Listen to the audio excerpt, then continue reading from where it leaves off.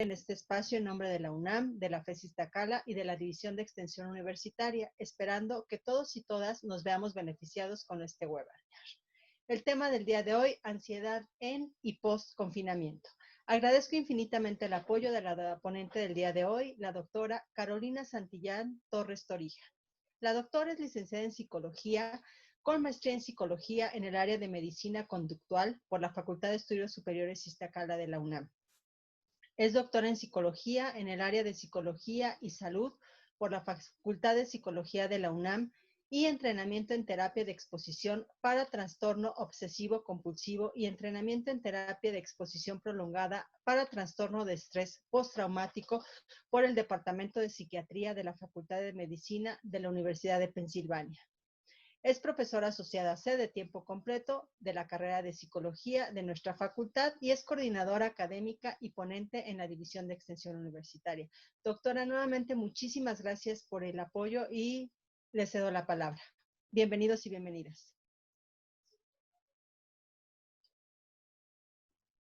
Hola, buenos días. Pues al contrario, muchas gracias porque creo que es una gran oportunidad para hablar de estos temas y para seguir impulsando lo que justo dio inicio de empezar a trabajar en estas opciones en línea y poder desde esta división difundir el conocimiento y acercarnos más a los que más nos necesitan y que no están tan cerca de nosotros.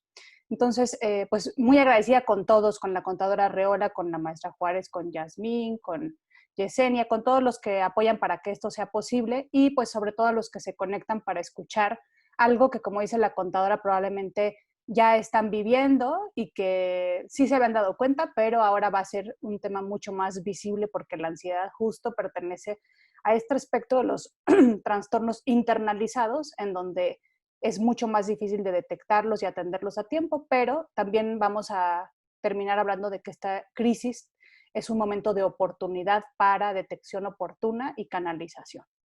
Entonces, bueno, los propósitos que tengo el día de hoy es primero hablar sobre cuál es la diferencia entre ansiedad y estrés.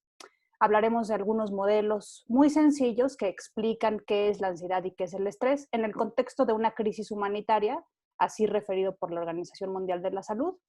Y terminaremos revisando algunas técnicas basadas en la evidencia que podrían ayudarles a ustedes mismos o a sus familiares, amigos, vecinos. Nos ha tocado la experiencia de que algunas personas se meten a ver a YouTube con sus hijos pequeños, con sus abuelitos, porque todos nos vemos beneficiados de las redes y más ahorita, de todo lo que podemos practicar.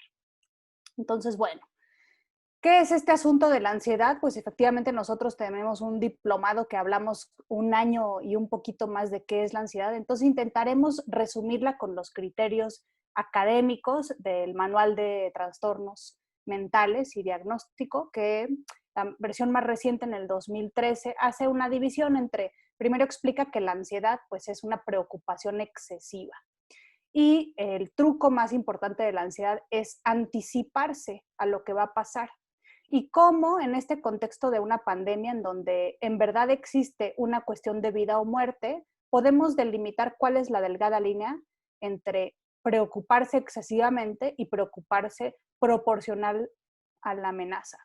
Entonces, tenemos efectivamente una buena razón para estar preocupados, para estar ansiosos, para estar anticipando, porque como he dicho en otros espacios, un profesor de la Universidad de Pensilvania justo refería a esta situación como un tsunami que va viajando poco a poco por todos los países y aunque podemos irnos anticipando, pues no sabíamos cómo iba a ocurrir en México, teníamos algunas hipótesis con base a la delicada situación política, económica, el acceso que tenemos a suficientes hospitales, ventiladores, atención médica de alta calidad, etcétera. Entonces, pues todos estamos preocupados y preocupados porque además este es un virus que se ha ido conociendo y que no termina. No sabemos si va a terminar en agosto, no sabemos si va a terminar en diciembre. Algunas universidades en Estados Unidos y en Inglaterra establecieron que hasta el próximo verano. Entonces, pues los que somos o los que son ansiosos y que siempre nos gusta hacer plan A, B, C, D, E, pues estamos muy inquietos, estamos más cansados que los demás porque nos estamos adelantando a todos los posibles escenarios, no solamente en lo cotidiano, de salir a trabajar los que tienen que salir a trabajar, de hacer las compras, de recibir cosas en casa, de lavarse las manos, de poner un tapete para el jabón, de traer nuestros sanitizadores, de guantes, etcétera, sino que pues nuestro cerebro tiene muy buenas razones para estarse anticipando a los próximos meses, si no es que más tiempo. Entonces, pues estar ansioso significa, de acuerdo con el DSM-5, pues tener esta sensación de inquietud o de estar atrapado o con los nervios de punta. Y quise poner esto de manera textual porque ¿quién no se siente atrapado? Tenemos efectivamente dos grandes grupos en México, en donde más del 57% de las personas tienen un ingreso del que viven todos los días, que viene de una cuestión informal, y que pueden eh, experimentar la sensación de inquietud de salir, de estar expuestos al virus, y toda la situación muy vulnerable de precariedad laboral que tienen. Y tenemos otro gran grupo de los que tienen el privilegio de estar aislados y que además de estar ansiosos con esta sensación, o sea, no es solo una sensación de estar atrapados, estamos atrapados en nuestra casa, algunas veces en contextos familiares sanos, donde podemos redescubrirnos y gozarnos, pero muchas veces en contextos de hacinamiento caóticos, con altos niveles de violencia y con la incertidumbre del panorama económico que ya están viviendo muchas familias, en donde cuando hay una dificultad económica, muchas de las veces empieza a incrementarse el asunto de la violencia intrafamiliar y la hostilidad entre los miembros. Entonces, estamos inquietos, no nada más nos sentimos, estamos atrapados en nuestras casas, es una jaula de oro. Algunos de nosotros de vez en cuando vamos a estar con los nervios de punta. Esto va a hacer que estemos más cansados porque, como les decía, tenemos que ocuparnos de muchas cosas, además de estar pendientes de las conferencias de prensa, de cómo va el aplanamiento, de cómo va el semáforo, etcétera. Y pues es ingenuo pensar que en estas condiciones sería fácil para nosotros poder concentrarnos en algo, quedarnos con la mente en blanco, intentar, a veces hacemos estas pequeñas vacaciones cognitivas en donde tenemos algunos esa facultad, ese beneficio de poder tener Netflix o alguna cosa de estas que nos atrapa, este seminario que a veces hace una especie de tiempo fuera, tomamos distancia, nos metemos como cuando vamos al cine y nos apagan toda la estimulación y nos metemos en la vida de alguien más y nos escapamos de nuestra realidad.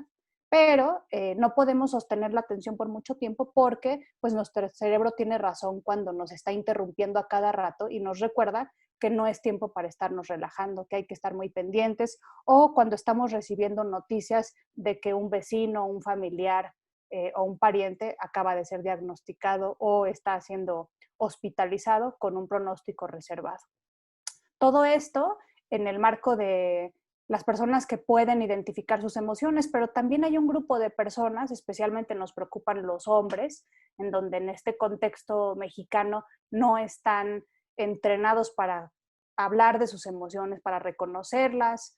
Y entonces lo que vamos a notar es que están irritables, están más enojones, están con la mecha más corta, diríamos. Entonces hay que estar atentos porque cada uno de nosotros, y pensemos también en los niños, los niños, pues algunos de nosotros no tenemos jardín ni terraza, entonces lo único que hacen los niños es que están más irritables, más berrinchudos o que quieren estar más tiempo con nosotros porque aunque tratamos de no exponerlos excesivamente a las noticias, pues se dan cuenta que algo grande debe de estar pasando porque ya llevamos mucho tiempo aquí encerrados. Entonces, la irritabilidad sería un síntoma importante que tendríamos que estar ahí monitoreando porque podría parecer que nada más está enojón, pero en realidad está ansiosa esa persona.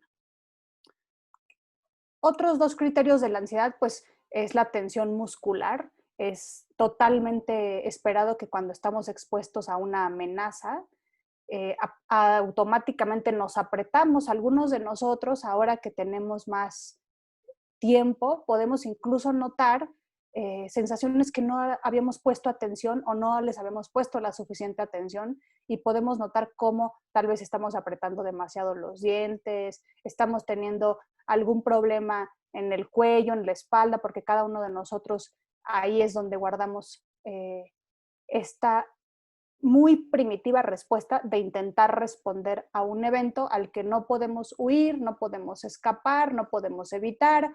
Podemos, como les decía, evitar de repente mentalmente, evitar cuando hablamos con algún amigo y normalizarlo, pero seguramente si pudieran conectarnos cables para medir, se llaman cables de biorretroalimentación biológica, pues veríamos que muchas cosas están pasando en nuestro cuerpo, en nuestra mandíbula, en nuestro corazón. Ahorita vamos a hablar de eso. Y bueno, el sexto síntoma, pues es de lo que más se atreve una persona a hablar, en donde, como les decía, se supondría que cuando llega la noche, podemos dejar ahora, antes yo decía dejábamos nuestro reloj y nuestros lentes, pero ahora dejamos nuestro teléfono celular, si es que estamos pudiendo mantener la higiene del sueño en donde mantenemos horarios estables para dormir, para despertar, dejamos el celular y un gran grupo de personas es lo que más refiere, tener problemas en el sueño. No acepta, porque además muchas de las veces comentar, compartir que uno está ansioso, pues entre algunas personas, les decía yo, especialmente en los varones, podría ser percibido como una sensación de debilidad, de fragilidad, y pues no nos gusta vernos vulnerables ante los demás, pero sí podemos decir que no hemos estado durmiendo bien. El sueño pues está compuesto de fases en donde hay un grupo de personas que tienen dificultad para conciliar el sueño y entonces se acuestan, pero su cerebro les está diciendo pues no es hora de dormir, es hora de preocuparnos sobre qué va a pasar con el trabajo, qué va a pasar con, les decía yo, tu familiar que esté en el hospital, qué va a pasar mañana que tengas que salir a hacer las compras, qué va a pasar en agosto si iremos a regresar o no, qué van a hacer, por ejemplo, los padres y madres que no tienen hijos muy pequeños y que no hay guarderías, entonces no pueden ir al preescolar, si es que reabre el preescolar, tampoco va a haber guarderías. ¿Cómo van a resolver si tienen que ir a trabajar? ¿Dónde van a quedar los hijos? Y el sueño hace sus trucos. Hay un grupo de personas que logran conciliar el sueño antes de 20 minutos, su ansiedad les da chance un ratito, pero de repente en la madrugada los despierta. Algunos de nosotros ya hemos soñado que estamos afuera y que se nos olvidó el cubrebocas. Entonces, aparentemente en el día nos la llevamos bien, evitamos en la medida de lo posible la ansiedad o utilizamos algún tipo de distracción, pero nuestro cerebro nos delata, como hace en los casos de personas que tienen estrés postraumático, que cuando están dormidos es cuando el cerebro aprovecha para decirnos, yo no la estoy pasando bien, por más que te distraigas y evites durante el día, yo estoy muy preocupado, estoy muy ansioso, a mí esto de la incertidumbre no me gusta nada, a mí me gusta mucho el control, me gusta el orden, me gusta poder saber y predecir qué va a pasar al día siguiente. Y bueno, pues la última es que si uno les pregunta qué tan satisfechos están, si cada mañana cuando despiertan están listos para todas las aventuras que tiene un día, se sienten totalmente energetizados, del 0 al 10 están en un 10 porque su sueño es reparador, pues cuántas personas ahorita han visto que la calidad de su sueño ha ido deteriorándose, está más fragmentado y mientras no se estabilicen las cosas, probablemente esto va a seguir ocurriendo. Entonces, ahorita, cuando uno habla sobre problemas para dormir, pues mucha gente levantaría la mano en comparación si se les pregunta si están ansiosos, porque es mucho más fácil de aceptar estos temas, pues les decía yo que no gustan mucho. Ahora, ¿cuál es la diferencia entre ansiedad y estrés? Porque esa es siempre una cuestión desde la teoría y desde estos ejercicios de divulgación, parece que son la misma. Yo decía que la ansiedad es una cuestión anticipatoria ante una cuestión simbólica, alguna cuestión hipotética, porque a diferencia, por ejemplo, el miedo es algo muy concreto, me dan miedo las arañas, me dan miedo las alturas, me dan miedo las inyecciones. La ansiedad es algo más disperso, más no está muy definido, entonces la incertidumbre, no sé qué va a pasar, y después tenemos el estrés. Entonces, a veces, especialmente en los 80s, se hablaba de que el estrés siempre era algo negativo y a veces hay algunos discursos que intentan educar o hablar sobre cómo debemos de vencer al estrés y luchar contra él. Entonces, en esta figura, es una figura en donde habla de, en los ejes de las X, dice demanda, acá dice desempeño, y vienen los dos tipos de estrés, el eustrés y el distrés. Entonces, ahorita ya terminaron el periodo intersemestral, probablemente muchos de nosotros tengamos un periodo de aparente calma o de tensa calma, porque tenemos el otro estresor que es el COVID y la cuestión económica, pero idealmente hablando de estrés, el estrés cuando es positivo, porque viene del latín, así como eutanasia es la muerte buena o la muerte digna, pues también el eustrés es el buen estrés. Entonces el estrés es una respuesta fisiológica que nos activa para mejorar el desempeño. E inclusive cuando tenemos eustrés tenemos, según esta figura, un desempeño óptimo. Porque si nos ponen algo muy aburrido, que no demanda recursos, que no es un reto para nosotros, cuando nos ponían una multiplicación muy sencilla o una división aburrida, pues no nos daban tantas ganas de pasar al pizarrón, o cuando nos ponían algún ejercicio de educación física que está fácil, pues no nos inspira. Pero cuando el profesor, el docente, logra hacer este equilibrio entre exponernos a situaciones de aprendizaje en donde la demanda es un poquito mayor que nuestras habilidades, representa un reto. Y hay un gran grupo de personas que les gusta, les emociona, se activan y tienen mayor capacidad para solucionar los problemas cuando están una noche antes haciendo el trabajo en la locura. Y yo les digo a mis alumnos y a mis pacientes que están bien prendidos, digamos, porque el estrés eso hace, nos moviliza y nuestro cuerpo está preparado para desempeñarnos de manera óptima cuando estamos ahí.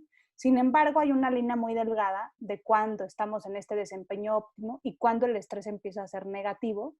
Y bueno, hay grandes investigaciones que ahora hablan sobre cómo el distrés de manera crónica puede ser el terreno fértil para que los genes se expresen con enfermedades crónicas. Sabemos, por ejemplo, que la diabetes no es causada por un susto, pero sí el evento altamente estresante es el que hace que se desencadene el debut de la diabetes o de la hipertensión, con casos de hipertensión reactiva. Y en algunos casos hay investigaciones muy serias en términos de cuál fue el último evento altamente estresante antes de que alguien se infartara. Entonces, pues, ¿qué se sabe? Hay toda una serie de estudios que hablan de la inflamación, que tiene que ver con trastornos como el dolor, la depresión. Entonces, parece ser que ese es el mal de estos tiempos, en donde tenemos que estar muy atentos y muy atentas a cuando ya no estamos en nivel óptimo, cuando ya estamos empezando a sentir lo que yo decía, inquietud, problemas para dormir, irritabilidad, dolor, tensión, porque eso nos va a llevar tarde que temprano a sentirnos exhaustos. Uno de los grandes que estudió el estrés fue Hans Selye en los 60, el siglo pasado, y hizo un experimento muy lindo con ratas a las que metía agua helada. Entonces, pues todos ustedes saben qué pasa si nos metemos a una alberca de agua helada, en donde lo primero que sentimos es que nos paralizamos y si no agarra uno la onda de que tiene que moverse rápidamente para calentarse, pues te vas a paralizar, vas a impedir que tu cuerpo se adapte a esa situación muy estresante. Entonces, lo mismo pasa en el invierno y ahora que desde el lunes empezamos a tener estos días nublados, además con el sismo, entonces parece ser que pues los seres humanos somos también como flores en donde a mayor exposición al sol nos sentimos más contentos, hay datos sobre cómo las conductas asociadas al suicidio y cuestiones de depresión son más prevalentes en los países en donde da menos el sol. Entonces, Hans Selye, a partir de estos experimentos que hizo, habla de un modelo general de adaptación en donde, pues cuando aventaban a esos ratones al agua helada, pues es una señal de alarma, nosotros tenemos un nivel base de resistencia al estrés, y en ese momento que sentimos el agua helada, pues por excelencia nos tensamos, nos paralizamos, pero hay un grupo de personas que tienen un estilo de afrontamiento dirigido a la solución de problemas, y les decía yo, agarran la onda y los niños te empiezan a decir, muévete y se te quita, ¿no? Mis hijos ahora me dicen, no, si no está tan fría, nada más es cosa de que te muevas, ¿no? Pero hay un grupo de personas que tienen un estilo de afrontamiento dirigido a la emoción, que se quedan ahí paralizados y no saben qué hacer y lo único que quieren es salirse. Estos eventos de laboratorio pues se traducen a muchas otras situaciones humanas, de animales humanos en la cuestión aplicada, en donde también cuando suena la alarma sísmica hay una alerta, pasan cosas en nuestro cuerpo, rápidamente, si podemos, agarramos las chanclas, agarramos el teléfono, si podemos evacuar, lo hacemos. Estamos esperando todo el minuto de la alarma sísmica en esta fase de resistencia. No dejamos de pensar, seguimos haciendo evaluaciones, mucho trabajo cognitivo, seguimos sintiendo pues el latido cardíaco. Por excelencia, se dice que nuestra respiración cambia de ser una respiración diafragmática, se vuelve una respiración torácica, más superficial, más acelerada, pero eso nos prepara. Si estamos muy nerviosos, probablemente sintamos ganas de orinar porque queremos estar listos para la amenaza y entre más ligeros estemos será mejor. Nuestro cuerpo empieza a producir muchas sustancias para reducir la circulación de las extremidades por si acaso hubiera una lucha donde tuviéramos que perder sangre. Entonces, todos estamos dispuestos para resistir al estresor. Pero todo este gasto energético no puede ser sostenido de manera indefinida, entonces entramos en una fase de estar exhaustos, estás cansados. Esto puede ocurrir, les decía yo, en 2 minutos, que es lo que casi siempre dura un sismo, pero también puede ocurrir durante, no sabemos si va a durar 8 meses, 6 meses, la pandemia, en donde al principio cuando veíamos estas imágenes de China nos parecían increíbles porque ya habíamos visto el SARS, la fiebre, eh, la gripe aviar, entonces pues parecía muy lejano, no sé, nos subía el optimismo pensando que eso no nos iba a llegar, pero cuando ya empezamos a ver la primer muerte, entonces empezamos con el asunto de la alarma y ahorita estamos en una fase de resistencia, pero como les decía, va a haber un grupo de personas que van a estar más expuestos al estrés porque van a ser diagnosticados con COVID, van a tener a un familiar en riesgo, hay que esperar a ver si alguien más de la familia desarrolla los síntomas, si esta persona es una persona de la tercera edad. Y también nos preocupan aquellos que viven esta curva, aquellas personas que tienen que ser hospitalizadas y que estar en terapia intensiva o estar presenciando que muchas de las personas con las que estás o estar yendo a ver a tu familiar donde no lo puedes platicar, visitar y tienes que estar en esta lista de espera esperando buenas o malas noticias, en donde en 48 horas podría transformarse el diagnóstico, pues es someterte todos los días a esta curva de resistencia y que además si tú traes factores de riesgo como les decía yo, sobrepeso, sedentarismo, hipertensión, no te alimentas bien, no haces ejercicio, no duermes bien, estás consumiendo mucho más tabaco o alcohol, pues estás sembrando el terreno fértil y estarías en riesgo de desarrollar después de la pandemia algún tipo, vamos, yo creo hacer una revisión el año próximo de cuántas personas a partir de la pandemia y del estrés al que estuvieron expuestos o a partir, les decía yo, de la experiencia traumática de estar en la terapia intensiva y ver en algunos casos muy lamentables que incluso el médico que te atiende podría perder la vida, va a ser una situación muy delicada a la que tendríamos que estar atentos porque se puede vivir esta curva de forma crónica o de forma aguda varias veces al día, lo cual es tremendamente desgastante para cualquier individuo. Entonces, bueno, esta es una figura que me gustó mucho, que la publicaron hace 3 meses, en donde explican las dos fases que es lo que nos ocupa en la conferencia, en el confinamiento y post-confinamiento. Entonces, pues hay una explosión en donde llega el COVID, estamos durante la epidemia, hay muchos servicios de atención psicológica de emergencia, estamos intentando resistir, adaptarnos, ser optimistas. Estamos escuchando muchos de los seminarios que están, gracias a YouTube, compartiendo desde diferentes miradas de la psicología. Y entonces escuché cómo un psicólogo decía que estamos entre el optimismo y tener la fe en que la especie humana encontrará una vacuna y lograremos salvarnos, pero también estamos entre el miedo a la muerte, porque estas situaciones nos recuerdan la vulnerabilidad de la vida, la fragilidad, esto que a veces decimos como muy a la ligera de que un día estás y otro día no estás. Ahí es donde estamos y pues tenemos que prepararnos para ver qué va a pasar después de la epidemia. Como les decía, va a haber muchas personas que tengan, decía que la OMS creó una guía para crisis humanitarias en donde habla de tener que estar atentos como psicólogos a detectar, canalizar y atender y estar muy preparados con un buen entrenamiento, formación y supervisión para atender estrés postraumático, atender duelo complicado, sintomatología depresiva y un incremento o una recaída en el consumo de sustancias. Y bueno, nos preocupan también mucho que aunado, porque de forma paralela viene la cuestión de la enfermedad, la cuestión psicológica, la cuestión del desempleo, muertes por suicidio, porque es muy difícil para un grupo de personas, siempre desafortunadamente los más vulnerables, que mantengan la esperanza, que mantengan la autoeficacia en épocas tan difíciles.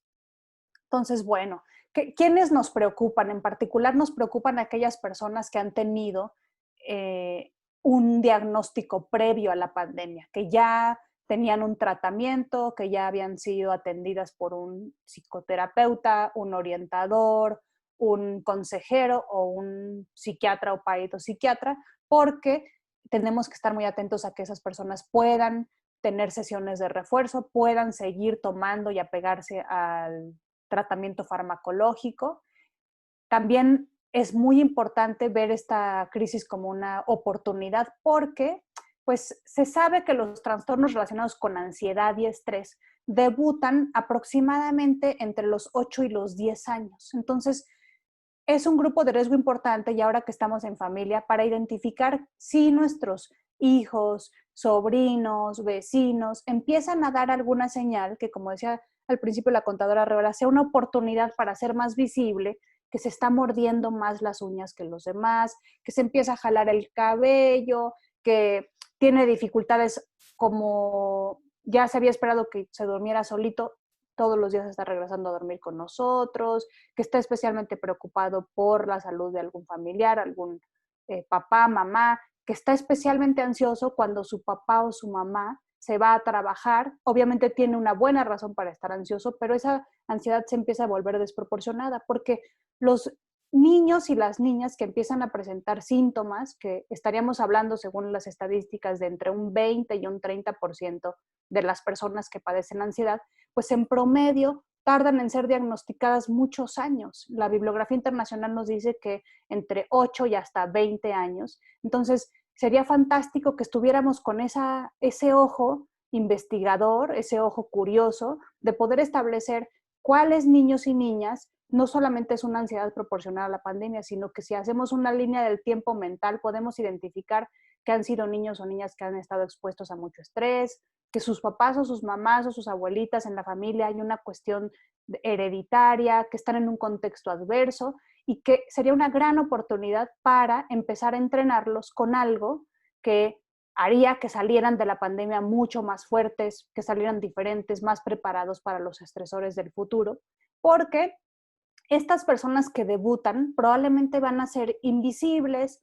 o se va a pensar que esto es normal, que es parte de la edad, que se quita con el tiempo, pero no es así. Y probablemente en unos 10 o 12 años son niños o niñas que mucho más fácilmente se podrían enganchar con el consumo de sustancias, porque muchas de las veces las personas que padecen ansiedad en particular hacen combinación perfecta con el alcohol porque los tranquiliza, porque los hace que sean menos tímidos, que sean más sociables, etc. Entonces, es una gran oportunidad para identificar a aquellas personas que debutan con una cuestión de ansiedad, de estrés y apoyarlas.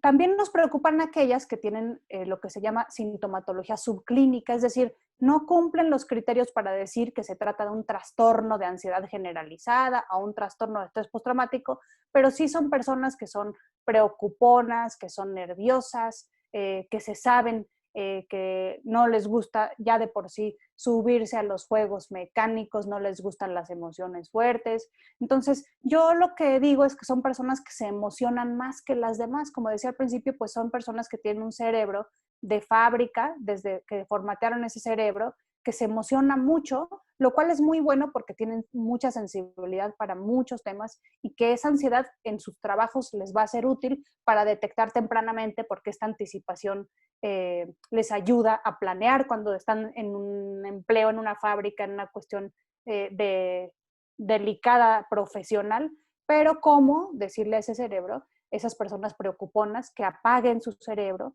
que están haciendo lo mejor que pueden, y que traten de estar aquí y no estar tantas horas, a veces más de 2 horas diarias, en el rollo anticipatorio.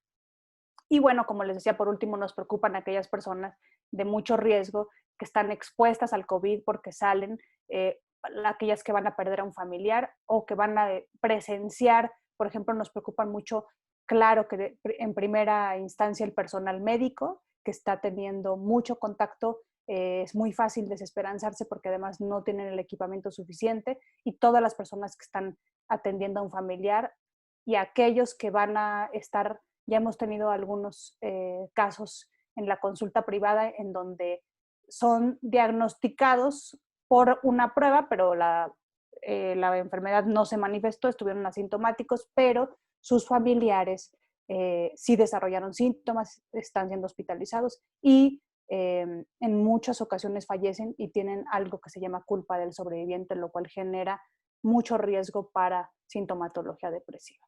Entonces, para ir quedándonos en esta conversación, no solamente con la descripción de cómo se explica la ansiedad o cómo ocurre, pues hay que intentar contar con herramientas para poder hacer algún tipo de intervención o, como les decía, aprovechar para salir más fortalecidos, más habilitados. Entonces, pues lo primero es que a veces nos cuesta trabajo reconocer. Una buena idea para los niños pequeños es regresar, si es que tienen acceso a ver esta película de Intensamente, pero también pueden buscar un video en YouTube que se llama ¿Cómo explica Disney el estrés? Entonces, lo que hace este muñequito de la película Intensamente, pues hace una muy buena caricatura desde la visión cognitiva de que nuestro cerebro, pues tenemos una especie de personajes que nos ayudan, porque eso hacen las emociones. Las emociones del latín significan, bueno, hay varias acepciones, pero una de ellas es la emoción te mueve a la acción. Entonces, si algo está pasando, si puse ahí una amenaza, es una buena idea que miedo te diga, Carolina, ten cuidado, hoy tienes una conferencia, te peinas, te bañas, te pones abusada, no te me distraes, pero hasta qué punto miedo de repente empieza a hacer falsas alarmas y yo estoy teniendo dificultad para distinguir si es una amenaza real o es una falsa alarma.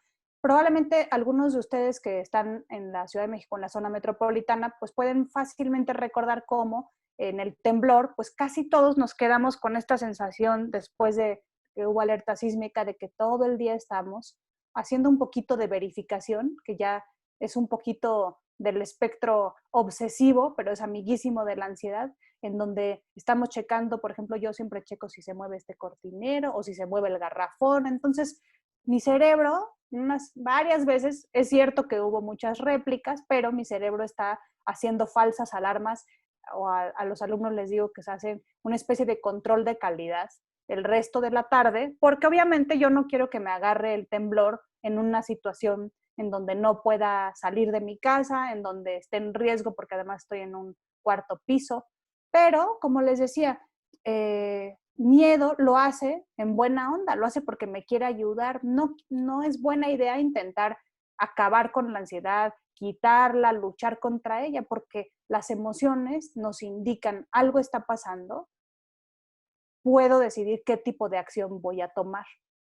Y porque además, en este momento, miedo tiene una duda razonable, en donde tal vez yo regreso de haber ido a las compras y claro que es muy buena idea hacer el lavado de manos como nos han indicado con 30 segundos, que si por arriba, que si por abajo, que si todo lo que hemos visto en Facebook, que se pone unos guantes y no queda bien lavado y con un pedacito, ¿no?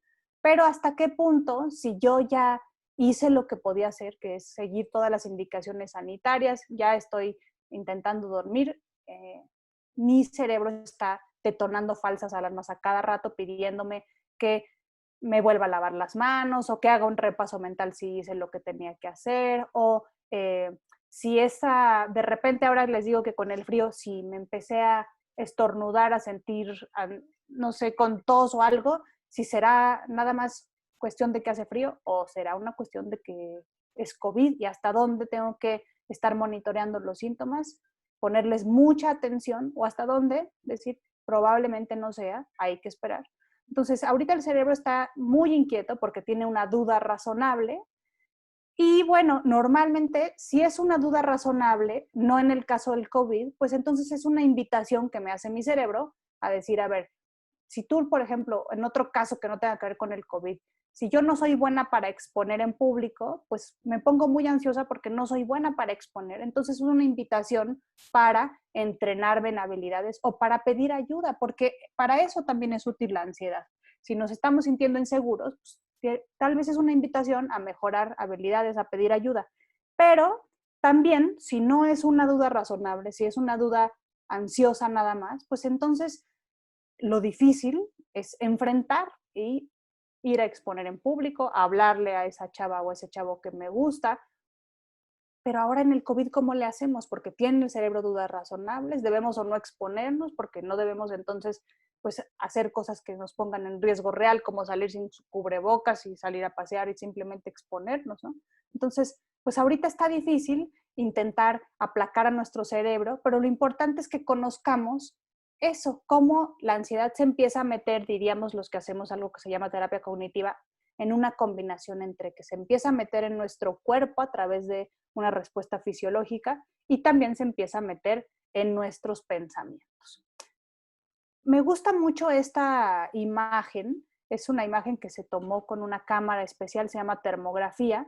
Entonces también podemos reconocer o notar cuando estamos ansiosos por la temperatura de nuestro cuerpo. Entonces podemos ver cómo cuando estamos muy enojados pues nos calentamos, ¿no? Es normal que el riego sanguíneo se vaya dirigiendo a algunas partes de nuestro cuerpo porque nos prepara, nos ponemos como toros, inflamos el pecho, pero el miedo tal vez hace algo diferente. Miren cómo hace la felicidad, la tristeza, la depresión. Muchos pacientes cuando tienen depresión, eso señalan que empiezan a sentir frío y en la medida en que van tomando psicoterapia o hacen esta sinergia con un antidepresivo, empiezan a sentirse más calientitos. Entonces, algunas personas podemos recordar que cuando sentimos terror, yo siempre doy el ejemplo de Scooby-Doo y Shaggy, que es una media serie vieja ochentera, pero es clásico cuando un niño se siente ansioso, pues tiembla de miedo, ¿no? Nos enfriamos automáticamente. Entonces,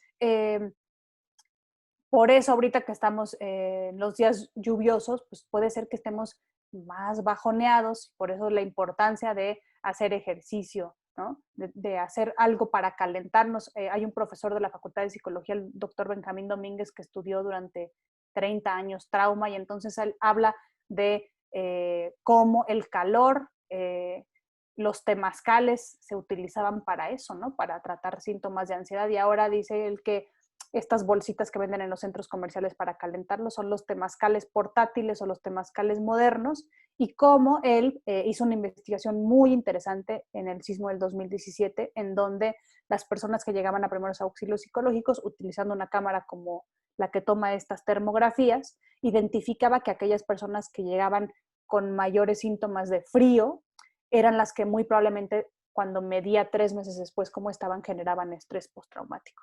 Entonces, pues podemos enseñarnos, porque también los que somos psicólogos estamos en mayor riesgo, tenemos que estar muy atentos de nuestro autocuidado, enseñarnos y enseñarle a las personas que están cerca de nosotros cómo en cada uno de nosotros, tal vez la tensión, tal vez mariposas en el estómago, pero de las feas, tal vez tensión muscular, tal vez problemas para dormir, tal vez estos pensamientos que te interrumpen a cada rato de qué tal que pasa esto y si pasa lo otro y qué pasaría si te quedas sin trabajo, qué pasaría si, ¿no? Entonces, está ahí todo el tiempo la amenaza y pues una primera fase para aprender a trabajar con la ansiedad, aprender a convivir con ella porque no la vamos a erradicar. De hecho, en la mañana escuchaba otra conferencia de un profesor que mencionaba, de hecho, sería muy peligroso que no sintiéramos ansiedad. Eso sí sería realmente peligroso que no tuviéramos miedo ni al COVID, ni al fuego, ni a las alturas, ¿no? Porque nos ayuda a sobrevivir. El problema es entonces cuando esta es desproporcionada. Entonces, ¿qué se ha demostrado? Que ya no se habla de controlar la ansiedad ni de quitar, se habla de regular. Como decíamos, la ansiedad o el estrés, la palabra que más para un contexto no académico se puede usar de forma intercambiable, pues podemos aprender cuándo estamos en fase eustrés y cuándo ya se está pasando a distrés y podemos regularla. A los niños se les explica que podemos, es como una moto que ya le está acelerando mucho a la velocidad, entonces tenemos que bajarle un poco al acelerador. Entonces, pues son 3 grandes técnicas las que han demostrado tener mayor evidencia. 2 técnicas que tienen que ver con trabajar el cuerpo, en donde podemos aprender a respirar diferente. El síntoma más desagradable de ansiedad pues son los ataques de pánico, en donde las personas en unos 5, 10 minutos, hasta 20 minutos, sienten síntomas muy intensos. Ahorita además, a diferencia de otros momentos, llegaban muchas personas al área de urgencias por crisis de angustia, porque creen que es un infarto, porque sienten entumecimiento de las extremidades, sienten opresión en el pecho. Pero ahorita lo que ha ocurrido es que nadie queremos ni acercarnos de ser posible a un hospital, entonces muchas personas están teniendo estas crisis de angustia o ataques de pánico en casa, solas o solos, a veces empiezan a necesitar un acompañante, necesitan abrir el vidrio, tener un ventilador, estarse abanicando, empiezan a tenerle miedo a su propio cuerpo porque no pueden entender qué les está pasando, nunca les había pasado. Entonces, la respiración es un gran termómetro de cómo estamos de ansiosos. De hecho, yo a mis alumnos y a mis pacientes les pido que cuando empiecen a estar ansiosos, empiecen nada más a notar si pueden registrar cuántas veces respiran por minuto. Depende de nuestra condición física, de nuestro peso, pues normalmente tendríamos que estar respirando entre 11 a 14 veces por minuto, pero a veces en este notar no nos damos cuenta que ya llevamos muchos días respirando más agitados, más superficial, y que eso es muy cansado y que hace muchos síntomas físicos en el cuerpo. Es como cuando inflamos globos y nos mareamos, pues imagínense estar inflando globos todos los días. Estamos muy ansiosos, entonces podemos entrenarnos en identificar que estamos respirando muy rápido y que podemos aprender a notar, y afortunadamente la respiración es una respuesta voluntaria e involuntaria que podríamos trabajar sobre ella, porque si empezamos a respirar más tranquilamente, todo empieza a mejorar. La segunda técnica pues es la relajación. A mucha gente nos dice, pues nada más relájate. Pues sí, pero ¿cómo se hace eso de relajarse? Afortunadamente tenemos ahorita muchas opciones en las redes sobre técnicas de relajación. Nosotros la que más recomendamos es la relajación muscular progresiva. Y por último, bueno, pues hablaremos un poquito antes de terminar sobre el cambio de pensamientos.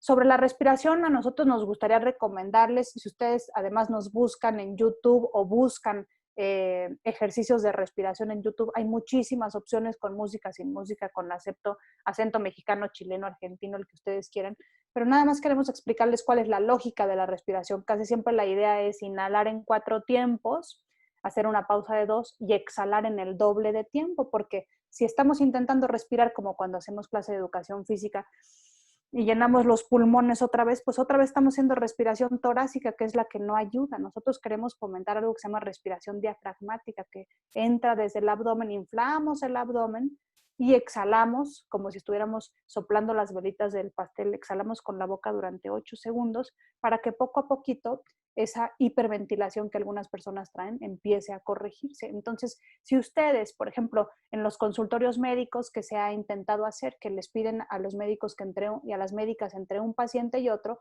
hagan un ciclo de respiración, solamente con hacer ese pequeño ejercicio, notan que hay una diferencia muy importante en la calidad de vida, en los síntomas de estrés e inclusive en el largo plazo en desarrollar sintomatología depresiva.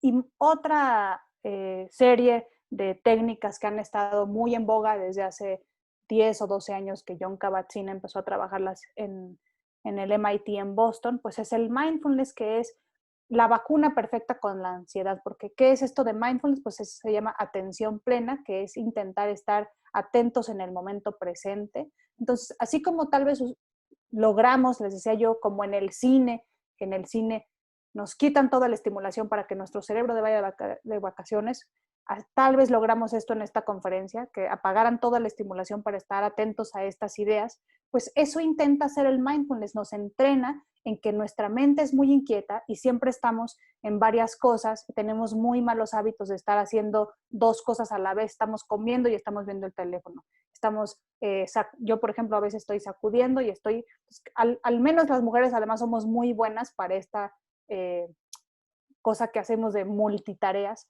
Y entonces lo que nos entrena esta cuestión de mindfulness y de atención plena es a estar presentes totalmente con nuestra atención en una sola cosa.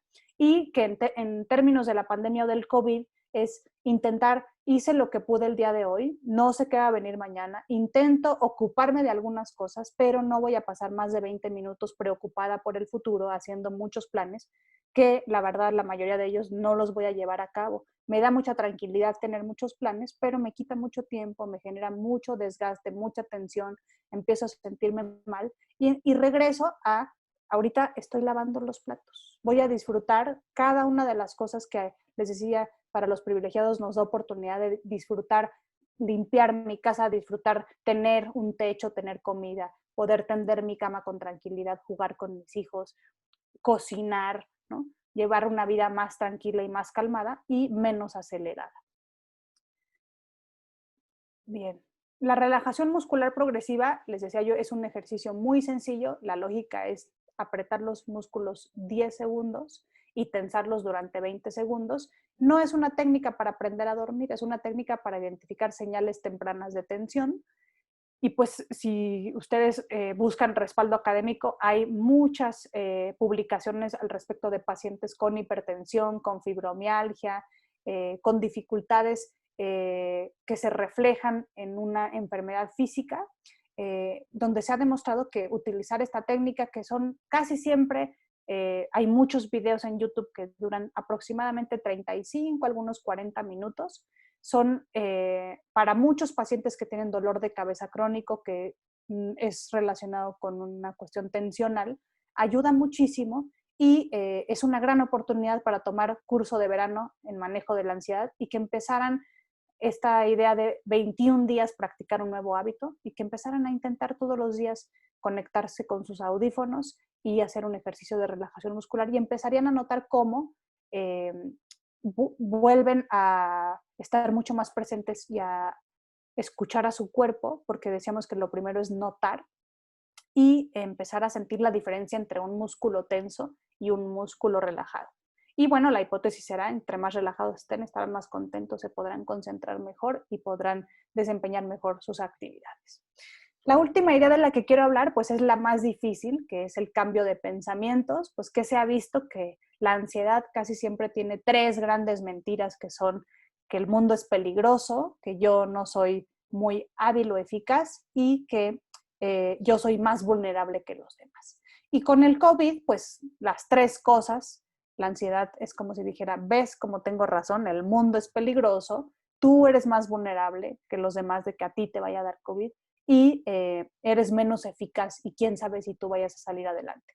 Entonces, esas tres grandes mentiras que comenta Aaron Beck en su primer libro sobre ansiedad, pues están súper emocionadas, súper activadas. Yo les digo a mis hijos y a mis pacientes que es como si miedo ahorita tuviera mucho trabajo y tuviera que haber contratado un ejército de personajes que visitaran muchas casas y están visitando a muchos niños y los están molestando todo el día.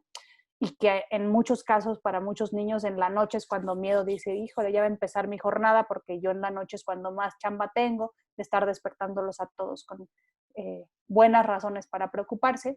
Y como les decía, pues una primera idea, que es la que viene aquí en la diapositiva, es validar, es decir, es bueno que tengas miedo. Eso quiere decir que no quieres morir, que tienes muchas ganas de vivir, que tienes muchas ganas de seguir viviendo muchas aventuras, tienes muchas ganas de salir adelante.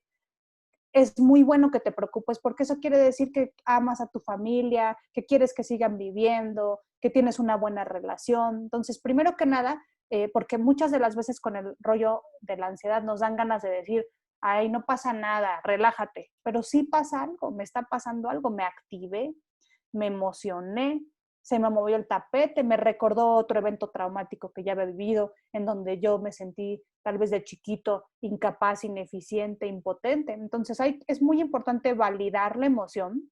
Está prohibido decirle a alguien no pasa nada porque sí está pasando algo.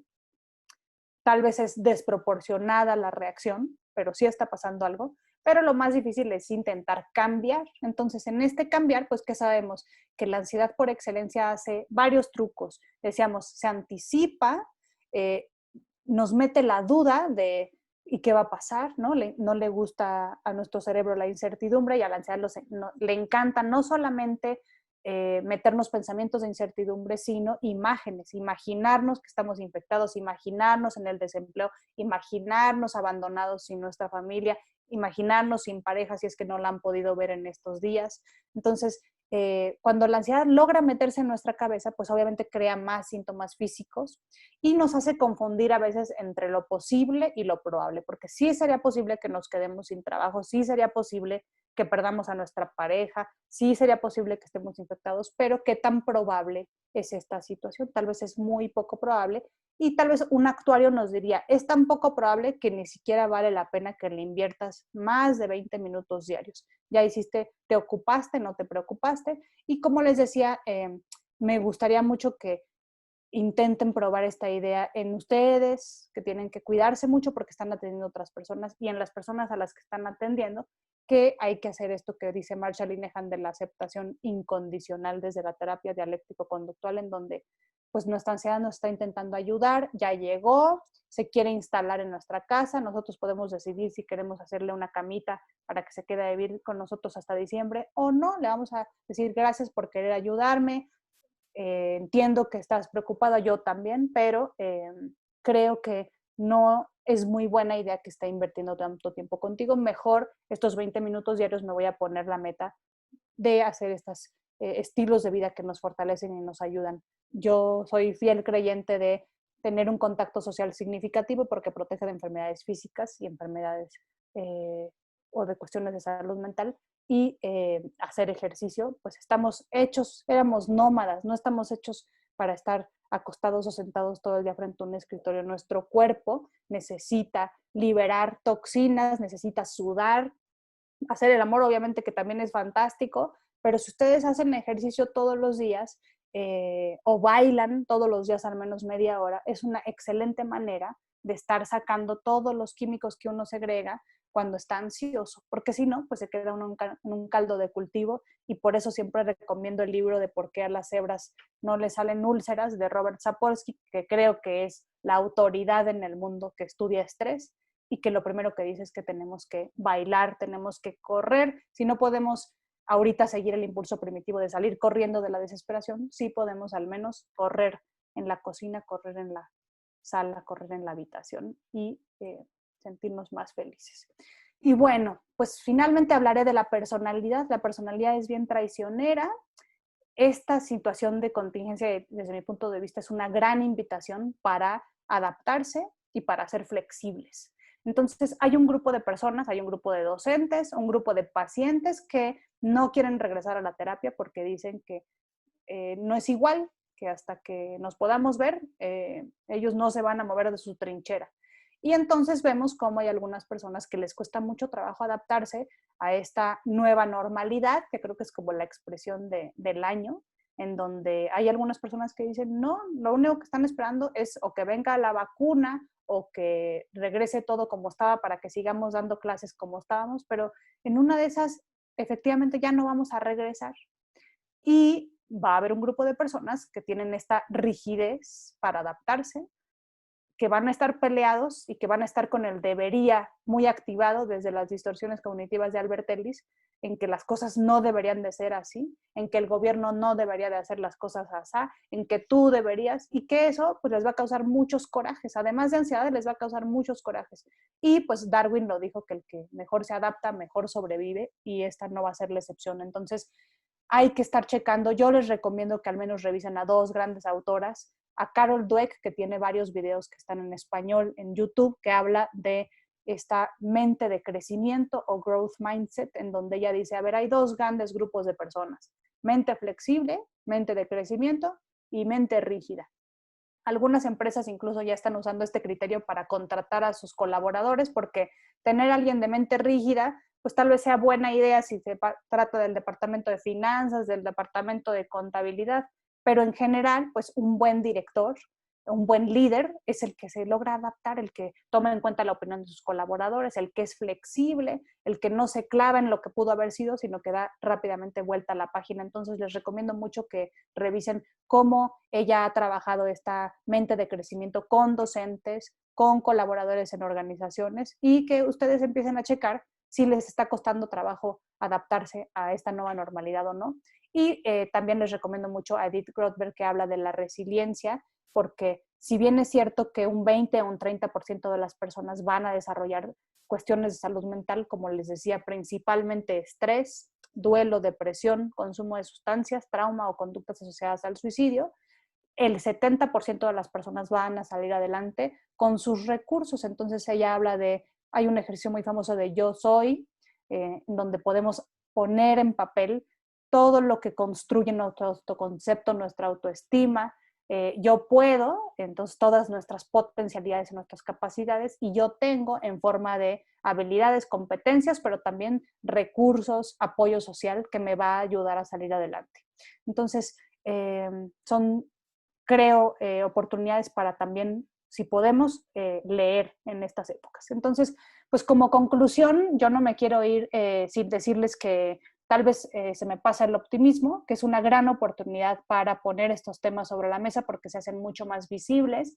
Es una oportunidad para apoyar a aquellas personas que están en riesgo de tener una recaída, para apoyar a aquellas personas que van a tener situaciones muy delicadas y que podemos aprender para estar en mejor posición para apoyarlos, y para estar muy atentos al debut de aquellos niños y niñas y que puedan a través de nosotros recibir, les decía yo, una especie de curso de verano que los fortalezca para la vida, ¿no? Porque eso pasa con las crisis. Las crisis son cambios y son grandes oportunidades que va a haber, así como el que inventó Uber y el que inventó Facebook, pues también van a salir grandes cerebros que van a inventar algo increíble que puede cambiar a la humanidad, y que creo que nosotros podemos cambiarnos a nosotros mismos y cambiar la vida de las personas con las que a las que atendemos, a las que enseñamos, para que vivan mucho más felices, porque esa es la misión de nosotros como psicólogos, darles, ayer decía Nelly Padilla, darles bienestar, esa es nuestra responsabilidad moral.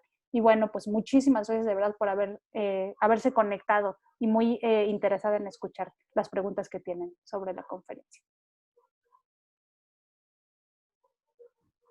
Buenos días. Le agradecemos a la doctora Carolina Santillán su excelente ponencia. Iniciaremos la ronda de preguntas recordando que se tratará de dar respuesta a la mayor cantidad posible en la medida que el tiempo nos lo permita. Doctora, ¿podría compartirnos la diferencia entre ansiedad, estrés y angustia? Sí, normalmente depende de la mirada teórica. Antes el libro de los psiquiatras hablaba mucho más con términos psicoanalíticos, entonces angustia era el término que se utilizaba. La última versión ya casi no trae términos psicoanalíticos o psicodinámicos, entonces casi siempre les decía yo, el DSM dividió en 2 capítulos. Ansiedad, que es la mamá de las fobias, los ataques de pánico, la ansiedad por separación, y lo definíamos un poco en la diapositiva. Es esta anticipación ante las cosas que tiene 6 criterios, ¿no? Y el estrés es otro capítulo. Entonces, ahora hay un capítulo para trastornos de la ansiedad y un capítulo que se llama trastornos relacionados con estrés y trauma. Entonces, el estrés más bien se presenta cuando una persona se enfrenta a un evento de vida o muerte, y hay varias categorías: el estrés agudo, que es el que se vive en las primeras 24 a 72 horas, y el estrés postraumático, que es el que se vive mucho después. Y ya casi no se usa angustia, porque incluso los ataques de pánico, esa es la mejor categoría, se utiliza nada más así: ansiedad y estrés. Gracias. Si los niveles de ansiedad son muy altos y frecuentes, ¿es necesario el uso de medicamentos? ¿Y en qué casos sería necesaria la medicación? Bien, pues hay muchas dudas y mucho miedo a veces a tomar un tratamiento farmacológico. Casi siempre el criterio que compartimos con la psiquiatra Andrea Witt, que participa en el diplomado, es este criterio de cuando es una cuestión leve, sale adelante con psicoterapia, y la psicoterapia cognitivo-conductual es la que más evidencia ha demostrado en comparación con el fármaco para algunas problemáticas. Pero cuando se trata de síntomas moderados o graves, es decir, que más de 2 horas al día y causan un malestar clínicamente significativo en lo académico, en lo social, en lo familiar, entonces lo mejor es hacer una evaluación multidisciplinaria. Entonces hay que estar con preferentemente un psicólogo que tenga al menos formación en ansiedad, que haga una muy buena evaluación, una historia clínica, un psiquiatra para adultos o un psiquiatra para menores de edad, y con base a eso se toma la decisión. Claro que en la ansiedad hay mucha preocupación porque los medicamentos para la ansiedad sí generan adicción, entonces hay que estar muy cuidadosos para indicarlos y para retirarlos. Casi siempre lo que se hace es que se empieza con la terapia y el fármaco, y poco a poco se va retirando el fármaco porque la terapia suele ser muy efectiva. Entonces, entiendo la preocupación. Yo recomiendo siempre que se haga una evaluación multidisciplinaria antes de tomar esa decisión, pero si los síntomas son graves y la persona no tiene en este momento el recurso económico, yo sugiero empezar con el tratamiento con el psiquiatra, porque eso sería lo más urgente de atender, y después buscar psicoterapia. Cuando se inicia el sueño y se despierta de manera abrupta y es difícil volver a conciliar el sueño, ¿se considera que se tiene ansiedad? Ok, pues puede ser, ¿no? Obviamente no podemos hacer un diagnóstico a la ligera. Afortunadamente, la UNAM tiene una maestría en sueño, hay manera de acceder para recibir una muy buena evaluación en sueño, pero es una posible hipótesis. Entonces, como les decía, además ahorita hay muchas variables que hacen menos fácil el estudio de qué está afectando al sueño, porque puede tratarse, sí, de una cuestión ansiosa, porque además no estamos tan cansados, porque si estamos en la casa todo el día, estamos cansados de estar ansiosos, pero no estamos desgastando tanta energía cuando salimos a hacer nuestras actividades. Entonces, yo creo que lo mejor para ti, que lo preguntas, es que intentaras hacer una revisión de si solamente tienes problemas con el sueño o cuando empiezas a ver estos síntomas que veíamos aquí, ¿no? Si tienes también inquietud, si estás fatigado, si tienes problemas para concentrarte, si estás irritable, si tienes tensión, pues ya el sueño es la punta del iceberg de todo un paquete de cuestiones. Pero, pues casi siempre, si además no son los mejores momentos, pero hay muchas opciones a distancia, si tú tienes a alguien cerca que pudieras hacer como un check-up de qué otras cosas podrían estar explicando el asunto del sueño, también sería importante, no nada más quedarte, porque siempre hay que descartar si hubiera una cuestión médica atrás, ¿no? Antes de casarnos con la hipótesis de que solo es algo psicológico. ¿En cuántas sesiones de terapia se aborda la ansiedad?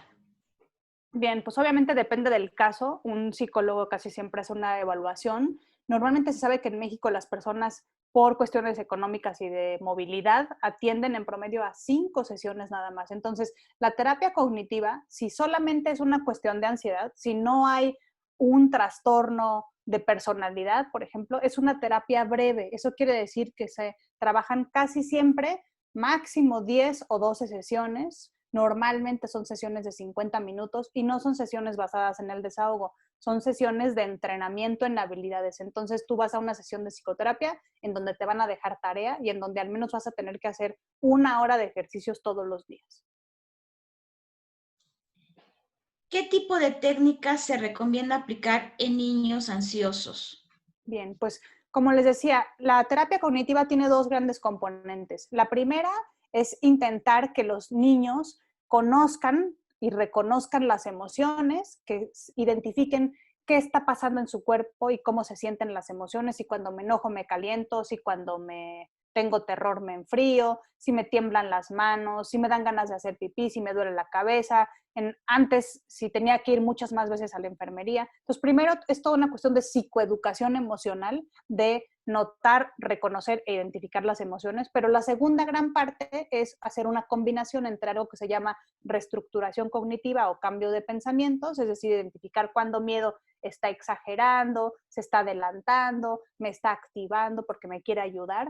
Y también en algunos niños hay que hacer algo que se llama terapia de exposición, ya sea en vivo, los expones a lo que les da miedo, a una tarántula, que puede ser a través de un video, una imagen, o yendo a ver una tarántula realmente, pero también hay cuestiones que se exponen en la imaginación, por ejemplo, a cuestiones de violencia, asalto, abuso sexual. Entonces, son estos dos grandes componentes. Hay mucho material. Si ustedes buscan en Google material para imprimir, terapia cognitiva para niños, hay muchísimos dibujos.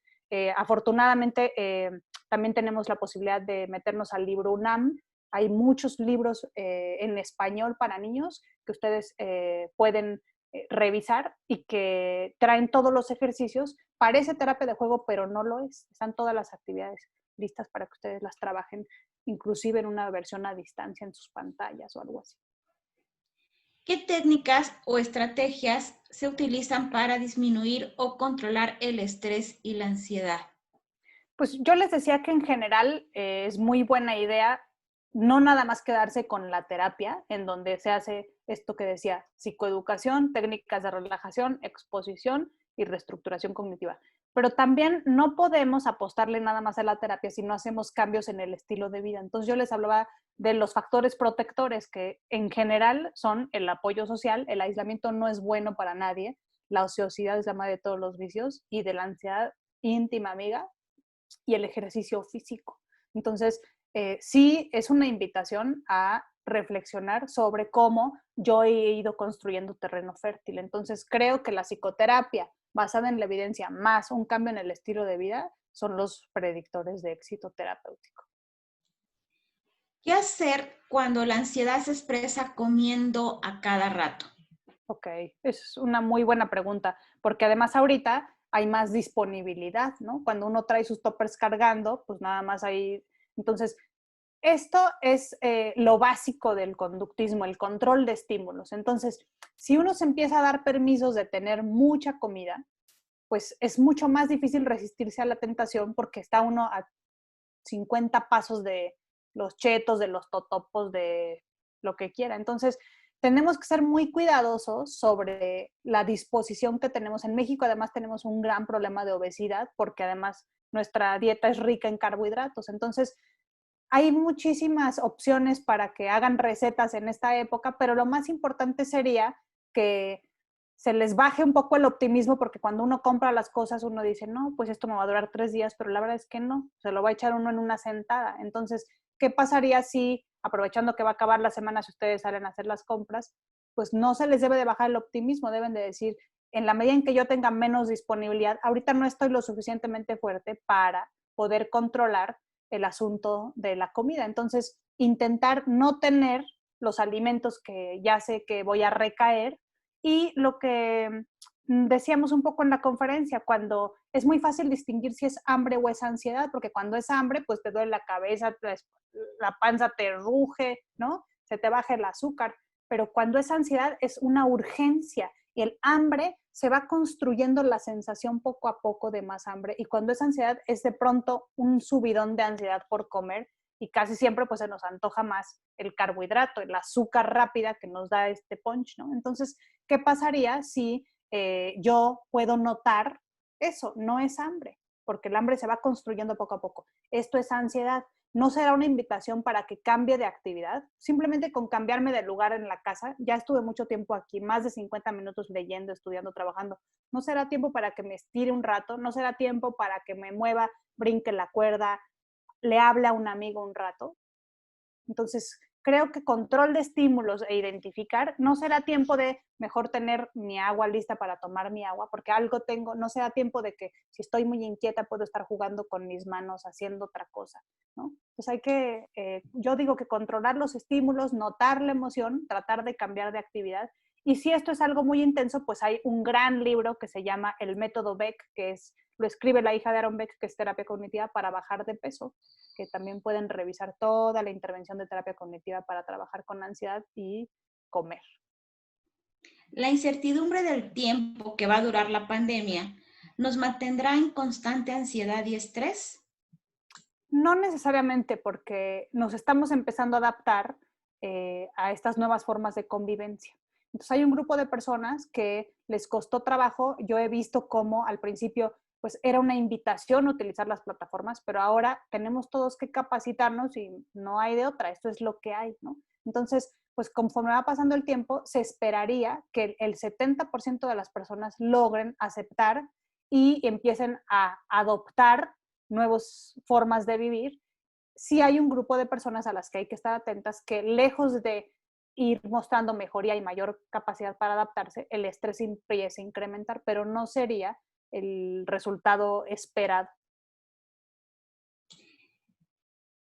Derivado de la ansiedad por confinamiento, ¿podemos adquirir un trastorno compulsivo o fobia? Los trastornos mentales tienen siempre que tener 4 factores: el componente hereditario, el componente de crianza, el componente del contexto y un evento altamente estresante que detone. Es como la diabetes. Entonces, si tú me preguntas, ¿se puede adquirir la diabetes en el confinamiento? Yo te diría, si traes todos esos factores y además tienes un evento altamente estresante, pues le estás coqueteando. Entonces, cada uno de nosotros, pues cuando somos profesionales de la salud, tenemos un poquito más de cultura de empezar a identificar cuáles son los factores de riesgo a nivel familiar. Sí es cierto que algunas personas van a debutar, pero ya tenían este antecedente hereditario, que es el 25 o el 30%. Pero no podemos afirmar que la pandemia va a provocar que tengamos una fobia o un trastorno obsesivo compulsivo en todos los casos. Un grupo va a debutar, otros van a tener, decía yo, una cuestión subclínica, van a andar más obsesivones, van a andar más ansiosos, le van a agarrar fobia, el regreso va a ser difícil, ¿no? Vamos a tenerle ahora fobia a lo que antes era muy natural, ¿no? No vamos a querer ir algunos de nosotros a fiestas, a grandes conglomeraciones, al cine, pero una fobia tiene sus criterios, ¿no? 6 meses con conductas de evitación. Entonces, yo diría que la respuesta es no, no, porque solamente se referiría a un grupo pequeño que sería el que debutaría, pero no causa la pandemia necesariamente una cuestión de salud mental. Ay, se apagó su micrófono. Perdón. ¿Cómo podemos brindar atención a aquellos que tienen culpa del sobreviviente? Ok, pues eso es bien importante. Están 2 temas importantes: la culpa del sobreviviente y la herida moral para los médicos y las médicas. Entonces, eh, algunos de nosotros también nos sentimos culpables porque estamos aquí en nuestra casa y no nos hemos contagiado, nos siguen pagando, no podemos ayudar a diferencia de un sismo donde salimos. Entonces, eh, otra vez yo diría, la culpa del sobreviviente tiene una parte que hay que validar. Eso habla de que eres una persona responsable, habla que va en congruencia con tus valores, que normalmente tú, ante una situación de riesgo de vida o muerte, hubieras querido ayudar mucho más de lo que estás pudiendo hacer, que si hubieras sabido que tú tenías COVID y que se iban a infectar tus familiares, hubieras hecho todo lo que está en tus manos por haberlo impedido. Entonces hay que validar, pero por otro lado cambiar, que es muy difícil aceptar que probablemente hiciste todo lo que pudiste con base a la información que tenías en ese momento, con base al contexto o al equipo médico con el que contabas en ese momento, con base a las circunstancias. El médico o la médica tiene que tomar una decisión y hubo un gran debate sobre el comité de bioética: ¿a quién le tienes que dar el ventilador? ¿A la persona de 80 o a la persona de 20? Entonces, aceptación incondicional, validar y intentar trabajar con cómo una situación altamente estresante o traumática te mueve el tapete y te cuestionas, ¿no? Si tú tienes que haber sido el que hubiera fallecido, si tú deberías de recibir un castigo, etcétera, pero hiciste lo que pudiste, seguramente.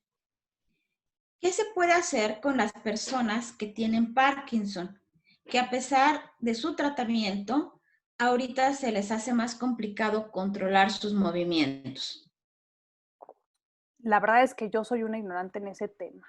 Yo creo que no sería la persona adecuada para contestar, porque es una cuestión neurológica. Entonces no sabría qué contestarte al respecto. Yo creo que solamente podría decir que las personas que tienen una enfermedad concomitante tienen un riesgo especial. Las personas de la tercera edad es normal que tengan mucha más ansiedad porque reconocen que están en mayor riesgo y porque van a tener más pérdidas. que en los jóvenes que se supone que traemos un mejor sistema inmune, ¿no? Entonces yo creo que hablar de ansiedad, hay técnicas más pasivas para relajarse en caso de que tengas una cuestión física delicada que podrían revisar, pero no tengo ni el entrenamiento ni la experiencia para poder contestar a mayor profundidad tu pregunta. Discúlpame.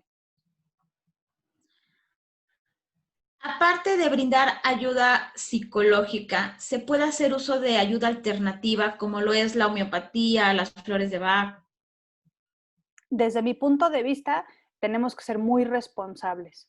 Es cierto que en México tenemos una larga historia de tratamientos alternativos y medicina alternativa herbolaria.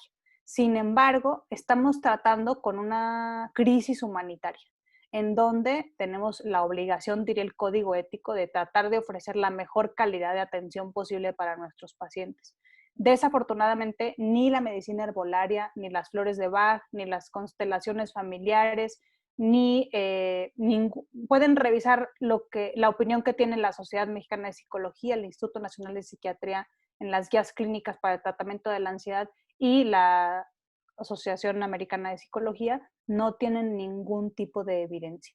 Entonces, tenemos que ser muy cuidadosos porque en estas contingencias, desafortunadamente, a veces hay personas que hacen ofrecen este tipo de psicoterapias, tratamientos o quieren ganar dinero a través del sufrimiento de otros. Entonces hay que estar muy pendientes de acercarse con un profesional que tenga al menos una cédula profesional y que tenga, y uno como paciente tiene derecho a preguntar qué tipo, cuánto cuesta, cuáles son los riesgos, ¿no? Toda la información tiene uno derecho como paciente. ¿Qué hacer con los pacientes que tienen pensamientos intrusivos, muy persistentes o algunos otros síntomas y la respiración no ayuda? Y más bien se tiene la sensación de no poder hacer la respiración y se incrementa la ansiedad.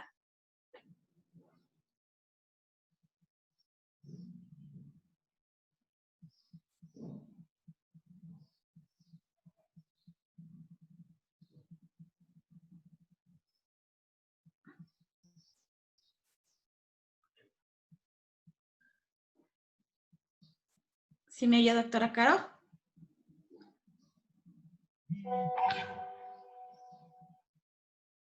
Doctora Caro, creo que tiene apagado su micrófono. Lista, otra vez. ¿Qué hacer con los pacientes que tienen pensamientos intrusivos muy persistentes o algunos otros síntomas y la respiración no ayuda y más bien se tiene la sensación de no poder hacer la respiración y con ello se incrementa la ansiedad? Ok, entonces, cuando un paciente está muy ansioso o muy activado, no es útil pedirle, a ver, siéntate a hacer un ejercicio de respiración, porque yo les decía que la respuesta primitiva en una emergencia, en un primer auxilio, después de un sismo, después de un accidente aéreo, después de un accidente automovilístico, es tratar de seguir la lógica de que la persona está muy activada. Entonces, tal vez lo que necesita es intentar caminar primero, porque yo les hablaba de Robert Sapolsky, que tiene un ejemplo fantástico en donde cuando van corriendo las cebras y van a ser atrapadas por un depredador y finalmente el depredador elige a qué cebra va a atrapar, las demás cebras siguen corriendo hasta 2 kilómetros para intentar liberar todas las toxinas que produjeron del terror que les dio, que iban a morir. Entonces, a veces tenemos pacientes que llegan al consultorio o que los estamos atendiendo vía telefónica que no pueden sentarse a respirar y que les da mucha ansiedad porque cuando tienes un ataque de pánico, justo interpretas lo contrario, que estás metiendo muy poco aire y es al revés, que estás metiendo aire demasiado rápido. Entonces, es buena idea decirle a la persona, si es que es posible, que mejor camine en lo que platica. Probablemente sería buena idea que simplemente le ayuden a contar cuántas veces está respirando por minuto para que le demuestren que en realidad está metiendo demasiado aire en vez de muy poco aire, porque por eso creen que necesitan sentarse cerca de la ventana, estas cuestiones del ventilador, bajar el vidrio, dormirse destapados, etcétera, ¿no? Pero entonces hay que intentar, si es posible, se sienta, pero si no es posible, hay que acompañar. Y nosotros en Iztacal hemos hecho eso, caminamos toda la cancha con el paciente porque está muy activado. y no está entrando nada del discurso. Lo que necesita es seguir el impulso primitivo de correr, de escapar. ¿Cómo responder inmediatamente ante un ataque de ansiedad? Lo mejor es que ustedes le enseñen a las personas que cuando alguien está muy ansioso deben de poner sus manos sobre su boca y su nariz.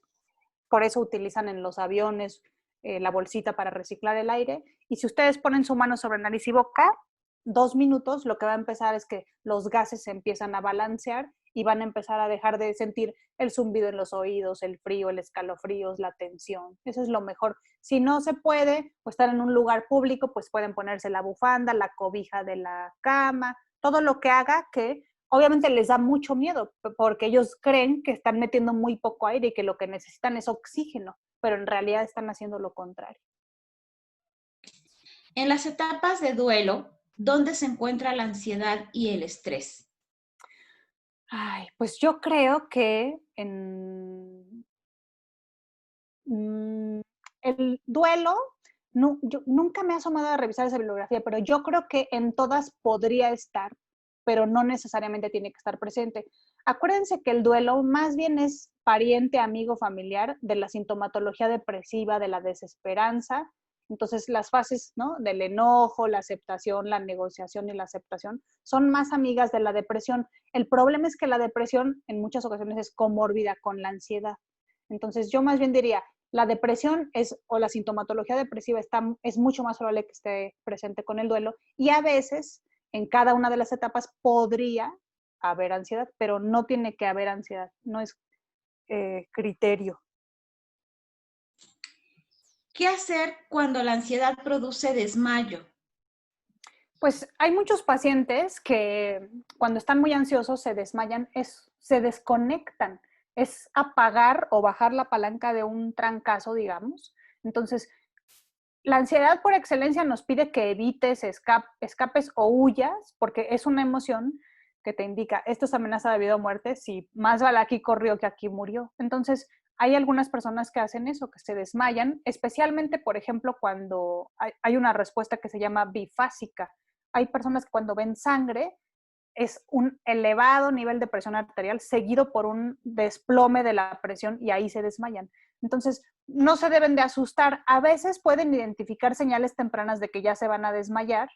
Entonces, lo único que tienen que tener cuidado, como algunas personas que se convulsionan, que tengan, obviamente, que tengan mucho cuidado de cómo caerse, etcétera, ¿no? Pero simplemente es como comprender que es una parte de la ansiedad que pueden entrenarse a través de terapia de exposición o terapia cognitiva a enfrentar aquellos estímulos que los van estresando y que muchas de las veces, excepto al asco, que es lo que hace la sangre, muchas de las veces logran habituarse o acostumbrarse a los estímulos que provocaban ese tipo de respuestas.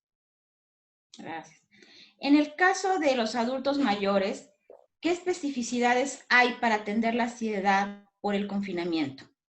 Sí, yo creo que hay que estar ahí muy abusados porque las personas de la tercera edad además tienen muy alto riesgo para conductas asociadas al suicidio. Entonces, son una población que nos preocupa mucho porque están ahorita aisladas, porque no tienen muchas veces acceso o habilidades para manejar la tecnología. Y entonces hay muchas pérdidas, pérdida de la salud, pérdida de su círculo de apoyo social. Es muy importante que estén muy pendientes de que estén tomando sus medicamentos y que se apeguen a estos, que estén bien alimentados, bien hidratados.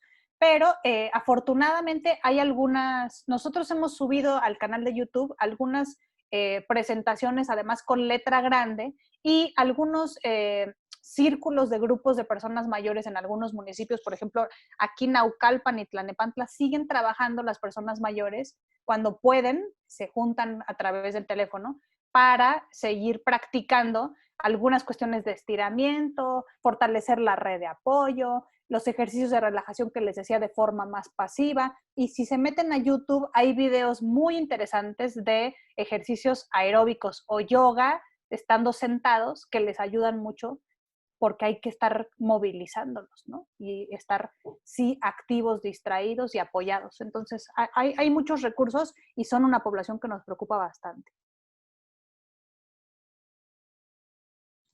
¿Cómo manejar la ansiedad en el embarazo? Ay, ese es otro temazo, porque muchas mujeres, el embarazo es un trancazo de responsabilidad y que están muy preocupadas por ir al hospital. Entonces, no podemos hacer tanto ejercicio, no podemos hacer exposición en vivo ni hacer alguna cuestión que pudiera activar, pero yo creo que especialmente ahorita son un grupo de mujeres, hay algunos casos en donde sí un grupo de mujeres embarazadas empieza a desarrollar síntomas muy obsesivos, parecidos, o hay incluso, acabo de escuchar un podcast sobre mujeres que empiezan a presentar psicosis postparto. Entonces, yo creo que sí sería muy importante, así como hay un curso psicoprofiláctico, a esas mujeres que están ahorita especialmente ansiosas de infectarse o que sus hijos se infecten, de dotarlas de herramientas para que estén muy atentas. Sería muy buena idea que llevaran un diario de pensamientos, que tengan una muy buena red de apoyo, que los familiares que siempre somos, especialmente los mexicanos, somos sobreinvolucrados y todos les estamos dando consejos, que tengamos mucho cuidado ahorita de ser especialmente respetuosos, especialmente con las mamás primerizas, ¿no? Que están muy estresadas ante la incertidumbre de pandemia, de la hospitalización del COVID. Hay mucho material, quizá podemos pensar en esta posibilidad de que o ingresen al libro UNAM o que nos escriban a través del correo y les podamos recomendar algunos libros especialmente pensados para hacer algo más pasivo. Hay muchas cosas de mindfulness para mujeres embarazadas y que se preparen ahorita que pueden dormir un poquito porque después se viene lo pesado. Bueno, tenemos muchas preguntas más, pero el tiempo ya no nos permite expresarlas y compartirlas con usted, doctora, y además de muchas felicitaciones por el excelente manejo de su ponencia, lo cual, pues bueno, se denota la expertise que usted tiene en este tema de ansiedad y que, como bien comentó la contadora al inicio de la plática, es un tema que está muy, lamentablemente, de moda, digámoslo así, entre comillas, ¿no? Por esta situación del confinamiento, del COVID y todos los procesos que estamos viviendo los seres humanos en este proceso. Muchas gracias, doctora, por su excelente participación, por siempre acompañarnos y participar con usted en todas las actividades que organizamos en la División de Extensión Universitaria. Al auditorio, muchas gracias por su asistencia, por confiar en nosotros y esperamos contar con su presencia en el próximo webinar. Gracias.